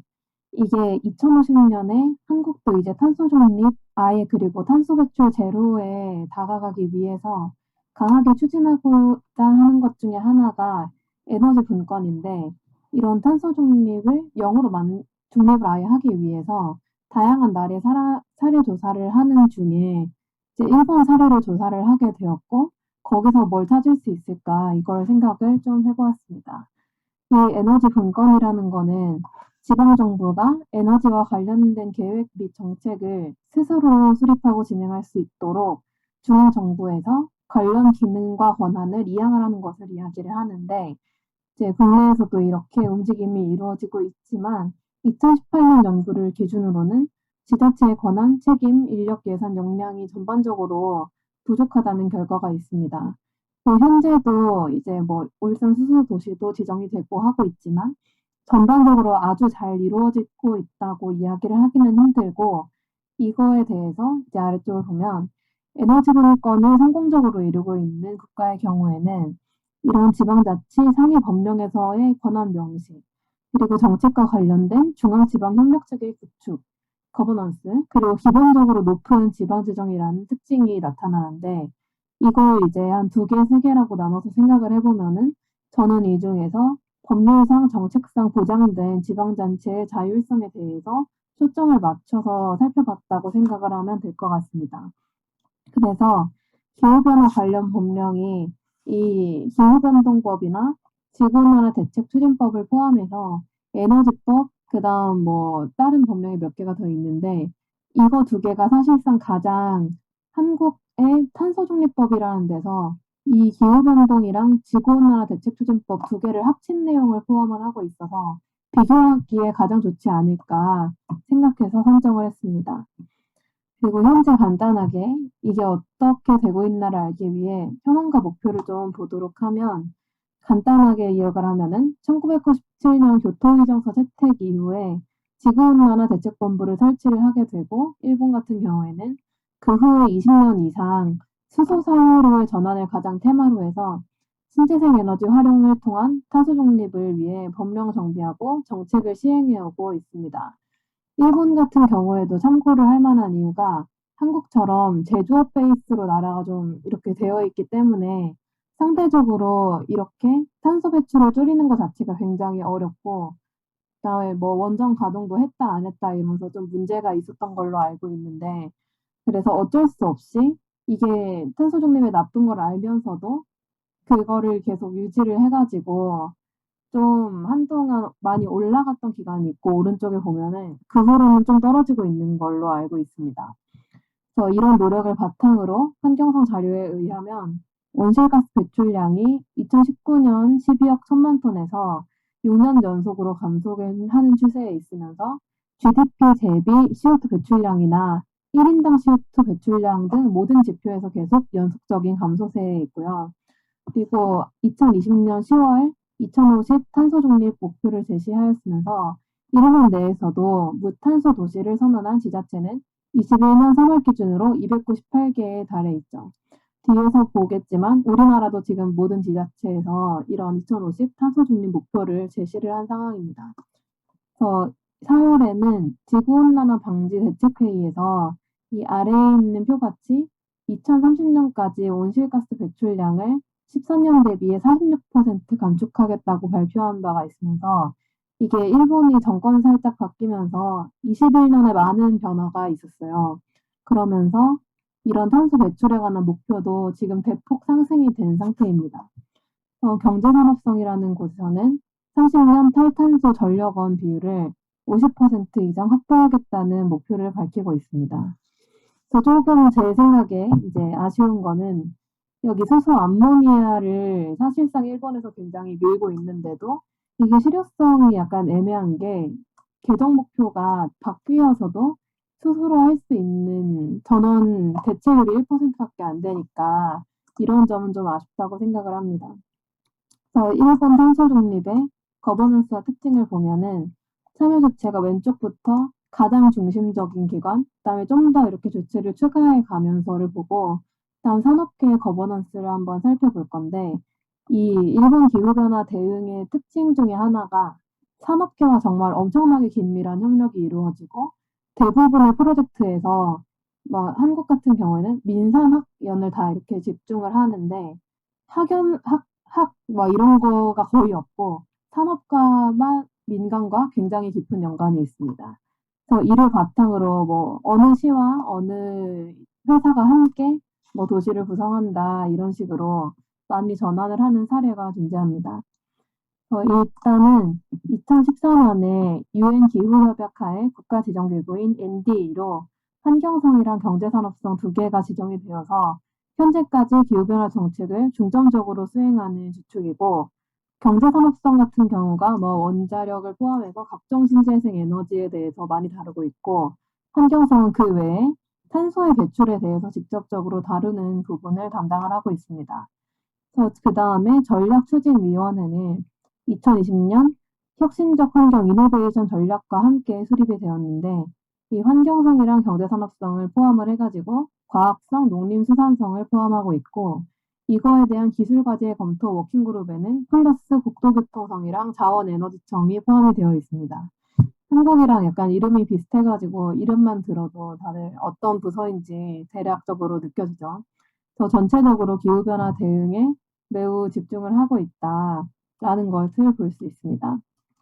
그래서 이제 대응 법제를 조금 살펴보면은 기후변동 적응법을 첫 번째로 볼 것인데 이 법의 배경민 내용은 이제 원래 옛날부터 1960, 70년대부터 지구온난화 대책추진법이 있었는데 이건 온실가스 환경의 부담 억제에만 초점을 맞춘 것이어서 한마디로 탄소 배출 줄이자 여기에만 집중해서 한계를 보였기 때문에 이걸 보완해서 기후변동 적응법에서는 기후변화 이미 우리가 영향을 끼쳤는데 이걸 어떻게 대응을 하냐라는 폭넓은 개념에 초점을 맞추고 있고 그다음에 영향을 좀 어떻게 하면 경감시킬 수 있나 이것에 대한 내용이 포함이 됩니다.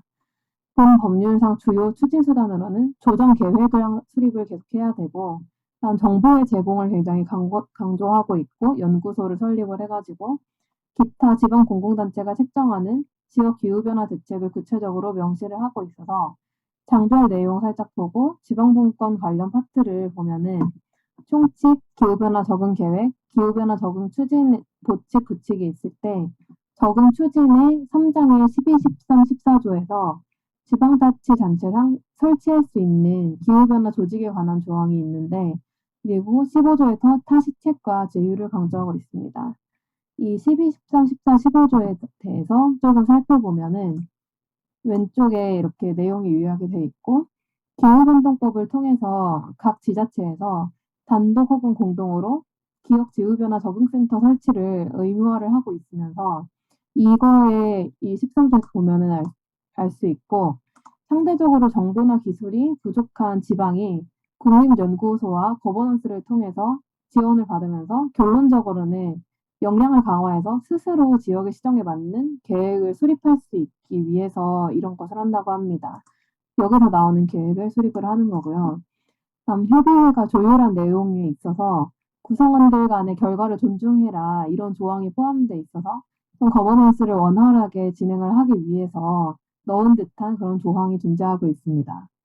그리고 관련 시책과의 제휴에서는 여기에 구체적으로 방제에 관한 시책, 농림수산업의 진흥에 관한 시책, 생물의 다양성의 보전에 관한 시책에 대해서 이거 등등에 대해 제휴를 도모하도록 노력할 것이라고 되어 있는데 여기서 일본 법령상의 굉장히 특징적인 부분을 잠시나마 엿볼 수 있는데 옛날 거를 이제 완전히 새로 제정하거나 이런 게 별로 없고 현재에 맞춰서 몇십 년이 지나도 수십 회의 개정을 반복하면서 계속 사용을 하는 그런 특성이 있습니다.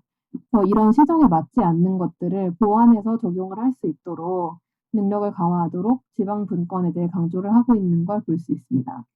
고칙에서는 또 다양한 주체 간 기술 및 기타 협력 추진에 관하여 이제 지방정부가 충분히 독립적으로 좀 계획 수립 시행할 수 있도록 하는 내용을 담고 있습니다.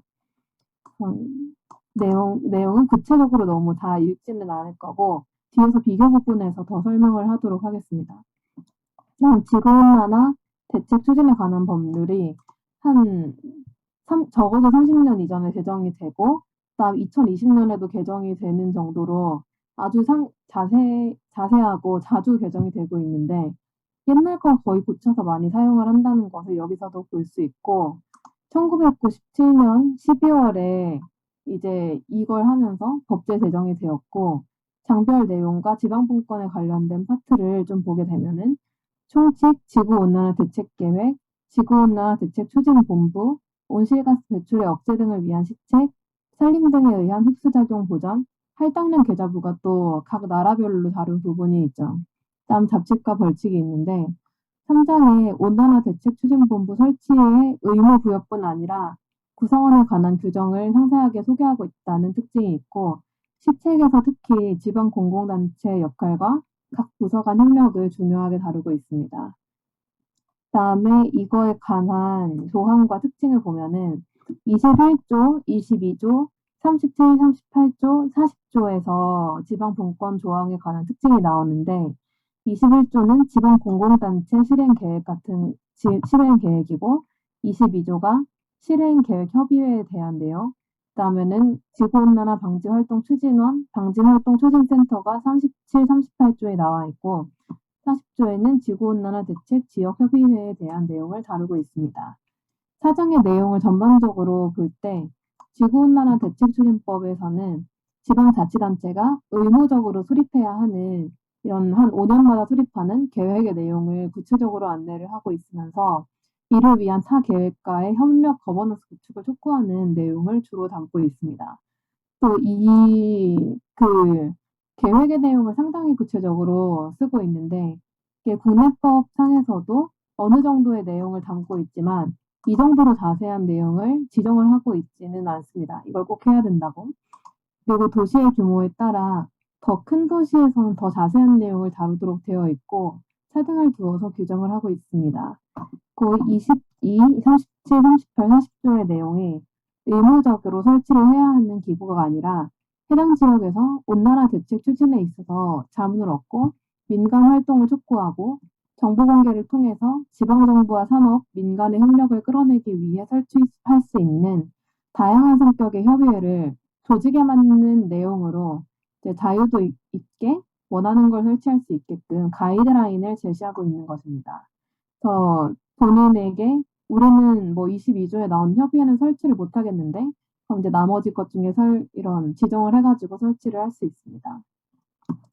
그다음에 이 한국탄소중립기본법을 보고 위에 있는 내용들을 좀 자세하게 비교하면서 보도록 할 건데 한국탄소중립기본법은 기후위기에 대해서 계속 대응을 하다가 2021년 최근에 제정이 돼서 아직 시행이 되지 않았어요. 2022년 3월 25일부터 시행이 되는 기후위기 대응을 위한 탄소중립 녹색성장기본법을 약칭해서 탄소중립법이라고 합니다.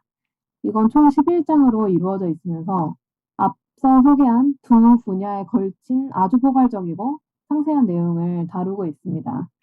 그래서 11장 중에서 그 지방자치에 관련된 내용은 1장에 있는 국가와 지방자치단체의 책무, 3장 11조 시도계획의 수립 등, 12조 시군구 계획의 수립 등, 22조 지방탄소중립 녹색성장위원회 구성 및 운영, 29조 탄소중립도시의 지정 등, 제6장 제40조 지방기후위기 적응대책의 수립 시행과 42조 지역 기후위기 대응 사업의 시행, 그리고 7장 요즘 또 많이 하는 정의로운 전환 특별지구 지정, 9장의 탄소중립 지방정부 실천연대 구성에 이르고 있습니다. 이 내용을 조금 그래도 짚고 한번 지나가고 중요한 내용만 뒤에서 한 번 더 보겠습니다. 11, 12조에서 이제 중요한 내용은 계획 내용에 대해서 이렇게 지정을 하고 있는 거라 이제 현황 분석하고 중장기에서는 어떻게 할 건지, 어떻게 방지할 건지, 공유재산에 미치는 영향의 대응 방향, 국제협력은 어떻게 할 건지, 단체 간 협력 어떻게 할 건지, 탄소중립 사회로의 교육 홍보는 어떻게 할 건지, 녹색기술, 녹색산업 육성에 대해서는 어떻게 할 건지 이런 9개 분야에 대해서 다루고 있습니다. 그리고 자체적으로 기본계획을 수립 시행할 것과 변경된 경우 환경부 장관 및 관할 시도지사에게 제출할 것을 규정하고 있습니다. 이 계획에 대해서 조금 이제 흥미로운 게 한국에서도 굉장히 상세하게 이런 거를 지정을 하고 있는데 아까 그 내용을 보면은 여기 일본의 스타일을 보면 대중교통 활성화, 도시 기능 지방, 폐기물 발생의 억제 및 순환능 사회로의 형성 촉구, 아니면 저탄소 제품 이용 및 용역의 이용과 산업계 활동 촉진, 태양광, 풍력, 신재생 에너지 중 지역에 맞는 곳의 이용 촉진 이런 식으로 어떤 것을 해라 보다 좀 더 뭔가 아기자기하고 아주 자세한 느낌으로 지정을 하고 있는 게 조금 재미있게 봤습니다. 그리고 이제 29조에서는 탄소중립 도시의 내용에 대해서 지정을 하고 있고 이 부분도 뒤에서 다시 볼 거라서 이제 대통령령으로 정하는 기관을 지원기구로 정할 수 있고 맞지 않을 경우는 정부에서 이거를 취소할 수 있다는 내용을 담고 있습니다. 보고에 관련된 내용을 담고 있고 이런 내용에 대해서 시도지사에게 제출하고 환경부 장관은 이걸 보고 위원회에 보고를 해야 한다. 이런 내용을 담고 있습니다. 그리고 대통령령에 대해서 지원기구로 지정할 수 있는 거 그리고 지정 취소의 기준 및 절차에 관한 거를 대통령령으로 정할 수 있다는 내용. 정의로운 전환 지구에서도 이제 정부에서는 대책을 수립하고 시행하여야 하고 또 어떤 업종을 선택을 해야 하는지 그런 내용을 담고 있습니다. 일단 뒤에를 보면은 탄소중립법에는 굉장히 의의가 있는데 한국 법제상에서 이 법의 제정 이전에는 우리나라에서는 제1차 기후변화 대응 기본계획, 2030 온실가스 감축 로드맵, 2030 온실가스 감축 로드맵 수정과 배출권 할당 계획 확정 이런 느낌의 정책적인 위주로 탄소중립 및 기후변화 대응이 이루어졌으며 이 법제에 대해서는 온실가스 배출권의 할당 및 거래에만 관한 법률, 녹색기후기금의 운영 지원에 관한 법률, 탄소 흡수원 유지 및 증진에 관한 법률 이런 식으로 분야 다 분리가 돼 있어가지고 2019년에 제정되었던 저탄소 녹색성장 기본법을 제외하고는 아주 소수의 법률만 존재를 했고 전체 내용 커버를 못하고 지역적인 내용만을 담고 있는 것이 특징이었습니다. 그리고 저탄소 녹색성장 기본법이 그래도 좀 포괄적인 내용을 담고 있는 건데 이거의 특징을 보면은 탈탄소 계획 수립과 체계 구축, 녹색 기술 및 기업에 대한 표준화 지원, 녹색 기술 일자리 창출 이렇게 세 분야로 나뉘어서 상당히 이제 산업적으로 탄소 배출에 대응하는 내용을 담고 있는데 비교적 이렇게 넓은 범위 그리고 성장, 일자리 창출에까지 내용을 담고 있는데 의의가 있었지만 이게 자세히 들여다보면은 정부에서 이렇게 해야 된다. 정부에서 이런 걸 수립해야 된다. 기업에 대한 내용이 사실은 막 이 기업은 이렇게 해야 된다. 민간은 이렇게 할 수 있다. 산업계는 이렇게 할 수 있다가 아니라 정부에선 기업에게 이런 거를 해줘야 된다. 약간 이런 내용 위주라서 스스로 뭔가 수립할 수 있는 계획에 대한 부분이 많이 없었습니다. 대신 탄소중립법에서 이런 게 대폭 많이 보완이 돼가지고 중요하게 또 여기고 있어서 분권을 시군구 단계의 계획 수립, 협의회 설치, 기후위기 대응 사업 시행과 도시 지정 등등 이렇게 할 수 있는 내용이 되게 많이 포함이 돼 있고 보완이 돼 있는데 하지만 몇 가지 아직도 좀 중앙 집권적이다라고 느낄 수 있는 조항들이 있어서 이런 부분을 분석을 좀 해보려고 이 연구를 수행을 하였습니다. 이제 비교 분석을 해서 첫 번째 특징을 보면은 한국의 아직도 중앙 집권적인 특성에 대비해서 일본의 바텀업 방식을 표 위에가 한국 탄소중립법, 아래가 기후변화 대응법과 온난화 대책 추진법 이렇게 해가지고 자세히 보도록 하겠습니다. 이 첫 번째를 보면은 탄소중립법에서는 아까 봤던 것처럼 시체기 계획, 협의회 구성 등 법령 전반에서 나오는 내용이 끊임없이 나오게 되는데 지정 취소의 기준 및 절차에 관한 건 대통령으로 정하고 취소될 수 있다. 그리고 탄소중립 사회로의 영향을 받을 수 있는 업종은 대통령령으로 정한다.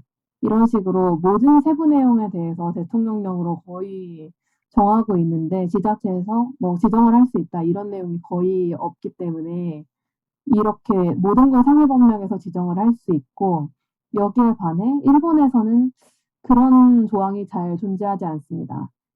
상위법령으로 환경성령이 존재를 하기는 하는데 이거에 대해서 막 협력할 산업 아니면은 어떤 단체를 지정해야 하는지까지 세부적으로 제한받지는 않고 있고 보다 자율성 있게 선택을 할 수 있다는 특징이 있습니다. 그래서 기타 규슈 같은 시의 경우에는 오히려 시내에서 탄소중립에 관해서 지정한 내용이 상위 법령보다도 훨씬 엄격하게 탄소중립을 규제를 하고 있는 경우도 존재합니다. 오히려 이제 대책추진법 22조에 따르면 일본의 경우에는 지자체의 필요에 의해 자문을 구하면 주무 대신이 이제 대답을 해야 된다 하는 내용을 다루고 있어서 바텀업 방식의 조항도 법령상 표현이 되어 있다는 것을 알 수 있습니다.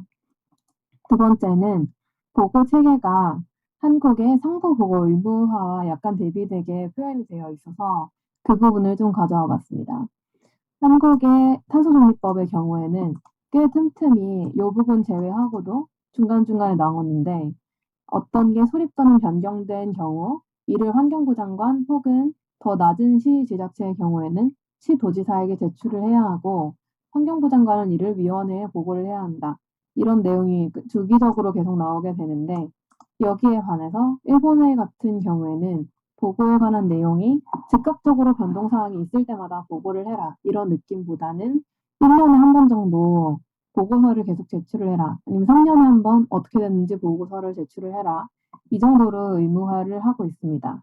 오히려 도도부원 및 시정촌이 일본 지방자치단체인데 이렇게 계획을 수립을 했을 경우에 지체 없이 단독으로 또는 같이 한 지역들끼리 공동해가지고 이를 바로 공표해야 함 이렇게 되어 있어서 기후변화 대응에 있어서 공공단체의 자율성을 보다 보장하고 빠르게 시정에 대응할 수 있도록 노력을 하고 있다고 생각이 됩니다. 세 번째는 잠시만요. 네, 이제 참여원 구성에 대한 내용인데 제목이 안 들어갔네. 협의회에서 크게 한국탄소중립법상에서는 참여원 구성을 언급하고 있지는 않거나 지자체장들로 규정을 하고 있는 것을 왼쪽에서 볼 수 있는데 이제 필요사항은 이제 들 수 있도록 되어 있음. 그리고 필요사항은 조례로 정하며 운영 및 업무를 지원하는 사무국을 들 수 있다. 이렇게 아예 누구누구가 참여를 할 수 있다. 이런 내용에 대해 없거나 자치단체장이 참여해야 된다. 이런 식으로 되어 있는 것에 반해서 일본의 기후변화 대응 법제에는 보다 다양한 관련 지역 조직의 선택지를 두어 시정에 맞도록 설치를 선택할 수 있게끔 되어 있고 거의 모든 조항에서 사업가와 민간을 포함해야 한다는 내용이 나와 있어서 거버넌스상은 어느 정도 자율성을 두더라도 이제 꼭 민간 협력이 있어야 되는 거를 강조를 하고 있습니다. 그래서 결론 및 시사점을 정리를 하면은 아까 말했던 세 개로 정리를 할 수 있고 연구의 제 생각의 한계와 앞으로 또 어떻게 진행을 하면 좋을지에 대해서 좀 이야기를 해보면 법령 중심으로 정리를 하다 보니 일본의 다양한 친환경 정책 우수 사례를 소개하지 못했고 그런 한계가 있었고 어떻게 생각하면 일본이 아직 다른 유럽의 우수 선진국처럼 아주 낮은 탄소 중립 배출을 유지하고 있는 상태가 아니기 때문에 이런 점에 대해 충분히 그럼에도 불구하고 왜 의의가 있는지 설명하지 못한 게 아쉽고 다음 에너지 분권의 핵심 요소 중 하나인 지방의 예산과 재정 자립도 상태에 대한 내용에 대해 다루지 못해서 앞으로는 법령에 나온 지방 분권이 실제로 어떻게 반영되고 있는지에 대한 후속 연구가 필요하다고 생각합니다. 감사합니다. 네, 수고 많으셨습니다. 자, 그러면 아까 순서대로 토론을 진행하도록 하겠습니다. 먼저 권 교수님. 네, 우선은 시간이 별로 많이 안 남은 것 같아요.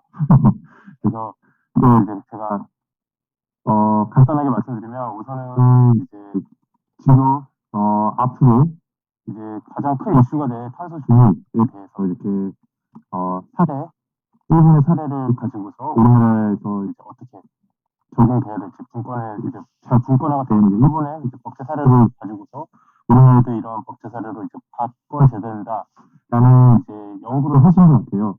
그리고 이것도 어떻게 보면 약간의 이제 보고서에서 한 파트로 이제 나온 것 같은 생각이 들기도 하는데 맞는지 맞나요? 네, 맞습니다. 아, 네.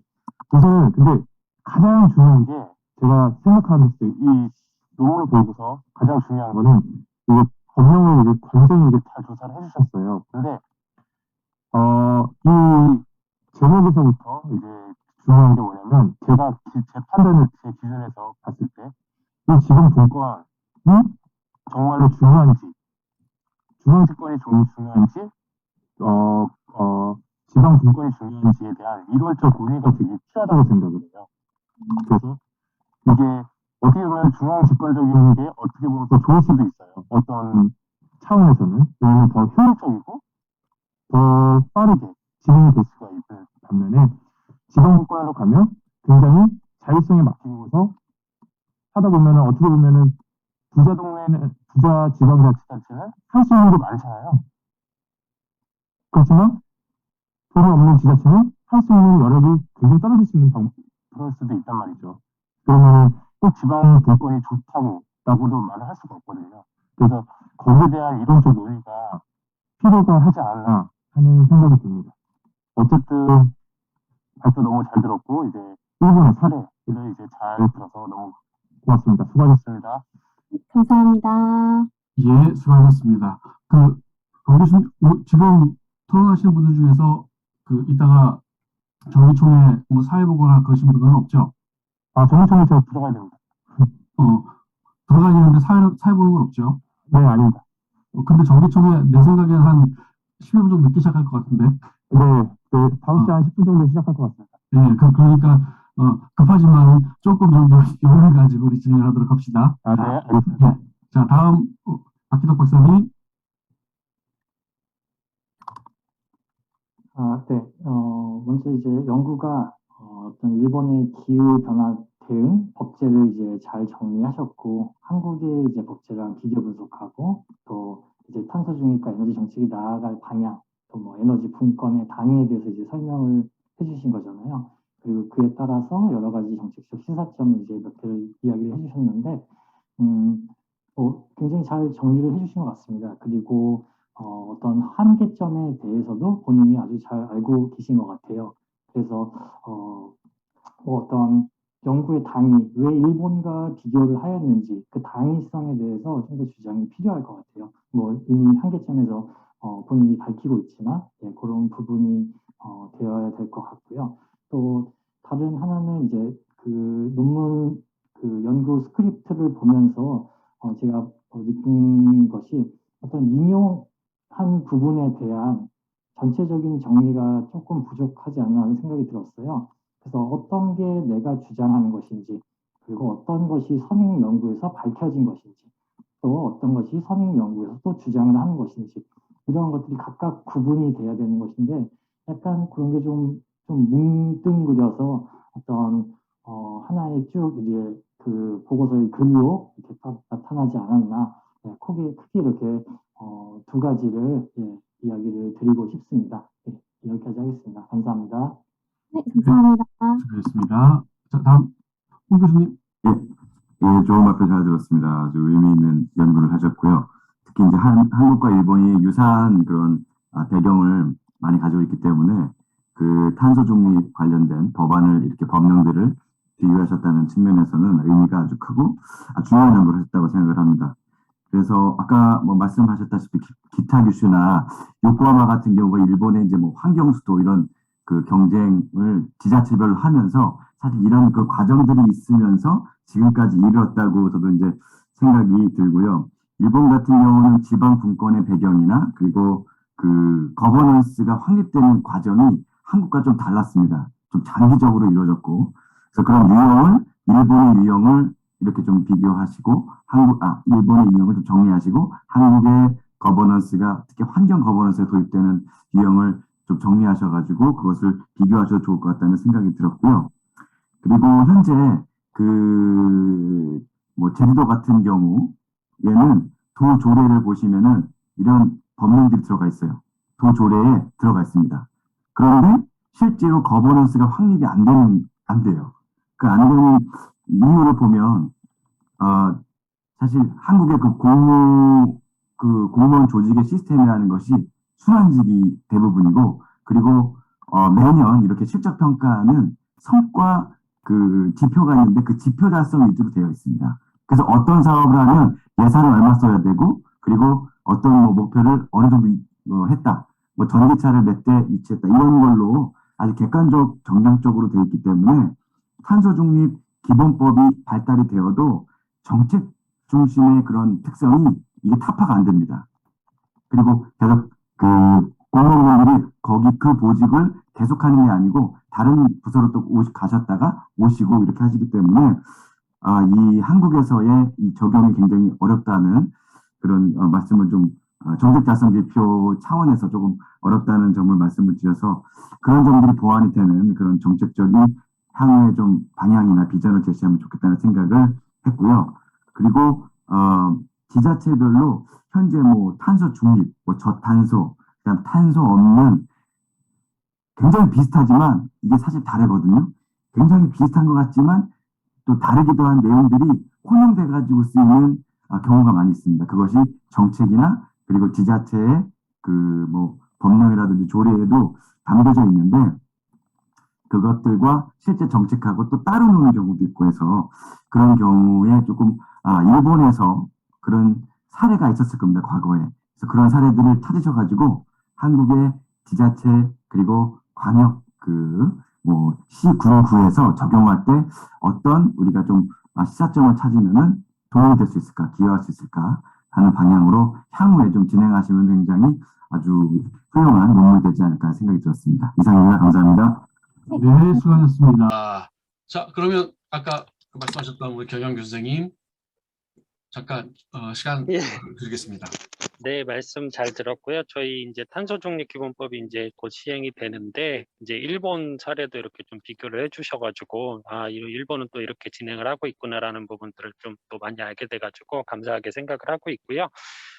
앞서 이제 권성문 교수님도 말씀을 하셨고 또 홍창현 교수님께서도 이제 공무원에 대한 뭐 이런 조직에 관련된 문제들을 말씀을 하셨는데 이제 제일 먼저 그 권성문 교수님께서 말씀하셨던 거랑 이제 또 공감이 가는 게 이제 분권이 진짜 이거 탄소 중립 추진을 하는 데 있어서 진짜 분권이 더 좋은 것이냐라는 부분에 대해서는 사실 좀 의문이 좀 있습니다. 이제 저희도 이제 실무적으로 이제 요거 탄소 중립 관련된 이제 계획을 세우거나 이제 온실가스 감축 계획을 세울 때 이제 고민인 게 뭐 분권이라는 그 개념에서 이제 연장선상에서 봤을 때 이제 국가에서는 목표를 2030 목표를 이제 40% 2018년 대비 40% 감축이라는 목표를 제시를 하고 있는데 각 지자체별로 이제 다 사정이 다르거든요. 실제로 40%를 도달을 할 수 있는 지자체들도 있고 여건이 안 돼서 뭐 20%밖에 할 수 없는 지자체들도 있을 거고 그런데 그런 상황적인 게 이제 만약에 분권을 강조를 했을 때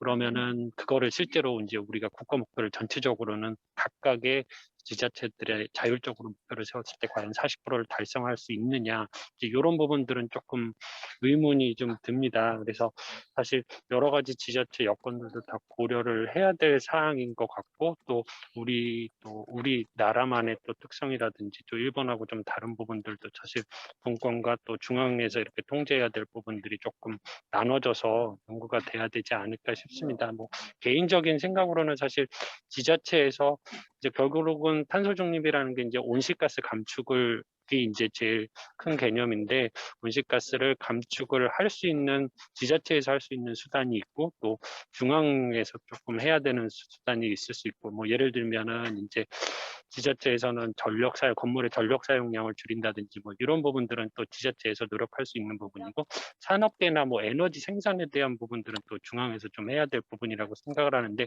그런 부분이 어떤 게 좀 일본 사례랑 또 우리나라 사례랑 각각 또 다르니까 어떤 쪽으로 하는 게 또 체계적이고 합리적인가에 대해서 한번 그런 게 이제 결론적 부분에서 한번 좀 제시가 되면은 더 좋을 것 같다라는 생각을 좀 했고요. 좋은 말씀 잘 들었습니다. 감사합니다. 네, 감사합니다. 네, 감사합니다. 자, 마지막으로 우리 김영 선생님 잠깐 네. 한 1분 이내로 시간을 정리할 시간을 드리도록 하겠습니다. 네. 다들 좋은 말씀 너무 감사하고 이제 제가 원래 중앙 집권으로 현재까지의 탄소 중립을 시행을 해왔을 때 잘 안 돼서 지방 분권을 모색을 한다 이런 얘기를 듣고 시작을 했는데 좀 더 타당성 분석이 많이 시책과 시정에 맞게 필요할 것 같습니다. 그리고 이제 그런 당위성 부여와 현재 한국에서 왜 이게 안 되는지, 왜 안 돼 왔고 앞으로는 이런 걸 어떻게 보완을 할지에 대해서 앞으로 더 추가적인 연구를 진행을 해보도록 하겠습니다. 모두 덕분에 감사합니다. 예, 오늘 발표와 토론 수고 많으셨습니다. 일반 학술연구 한계로 지적되는 부분이 사실 그 이론적인 측면이 굉장히 강해서 실무적인 정책 적용성이 떨어진다는 거거든요. 근데 이런 측면에서 오늘 발표한 2개 논문은 상당히 미시적이고 고무적인 내용을 담고 있다라고 할 수가 있을 것 같습니다. 다만 제 생각에 이 2개 논문이 아마도 과제를 좀 베이스로 학술적인 연구로 정리가 되고 있는 것 같은데 학술 연구가 가진 그 장기적이고 또 거시적인 그런 정책 방향을 제시할 수 있다는 게 뭐 장점이잖아요. 이런 장점이 또 과제를 베이스로 하면 상쇄될 수 있다는 점도 있거든요. 그런 점도 고려를 하시면 향후 이 2분 연구자로서 위상 정립에 상당히 도움이 될 수 있을 것 같다라는 생각이 듭니다. 뭐 그럼에도 불구하고 아까 말씀드린 대로 상당히 고민도 많이 하고 그리고 질적인 수준이 높은 논문들이었다라는 생각이 듭니다. 조금 전에 제가 그 학회랑 얘기를 했는데 오늘 뭐 보니까 우수 논문상 시상 같은 것들은 없다라고 얘기를 들었습니다. 그래서 뭐 그거에 대한 추가적인 저희가 논의는 하지 않겠고요. 지금 아마 그 정기총회가 시작이 이제 됐거나 될 것 같으니까 이상으로 참석해 주신 모든 분들 수고 많으셨고요. 저희 세션 발표 그리고 토론을 마치도록 하겠습니다. 자, 수고 많으셨습니다. 감사합니다. 네, 고맙습니다. 수고 많이 하셨습니다. 감사합니다.